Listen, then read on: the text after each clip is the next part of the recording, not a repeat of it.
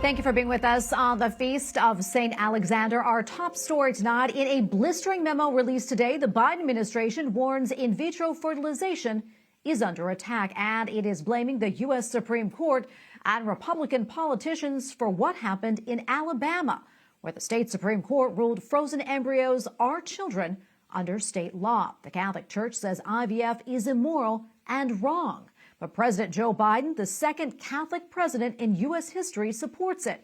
And he's not alone. White House Correspondent Owen Jensen reports. Owen? Tracy, good evening to you.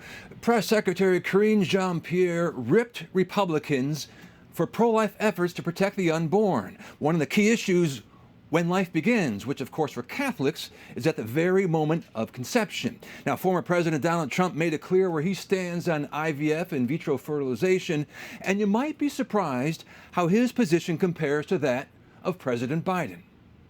President Joe Biden did not stop to answer questions as he left the White House, but a short while later on Air Force One, his press secretary tears into Republicans over in vitro fertilization. When the Supreme Court took the outrageous step of overturning Roe v. Wade, it paved the road for Republican elected officials to pursue their extreme agenda. And she says since the Alabama decision came down last week, families seeking fertility treatment are left in limbo, not sure what to do next, adding, doctors are afraid of prosecution, fertility clinics are halting operations, and families in other states are worried they might be targeted next. Under my leadership, the Republican Party will always support the creation of strong, thriving, healthy American families. Former President Donald Trump also comes out in support of IVF. We want to make it easier for mothers and fathers to have babies, not harder. That includes supporting the availability of fertility treatments like IVF in every state in America. Trump calls on Alabama lawmakers to preserve IVF. His Republican rival also wants fertility treatments to continue. Nikki Haley says she believes an embryo is a baby,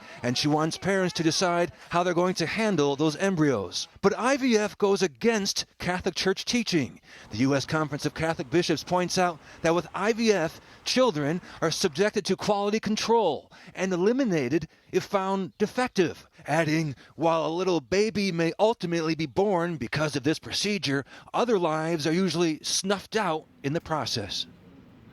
Also tonight, another very controversial issue and one that could impact or decide the election in November, and that is the U.S. southern border. On Thursday, President Biden and former President Trump are both headed to the southern border, Biden to Brownsville, Texas, and Trump to Eagle Pass.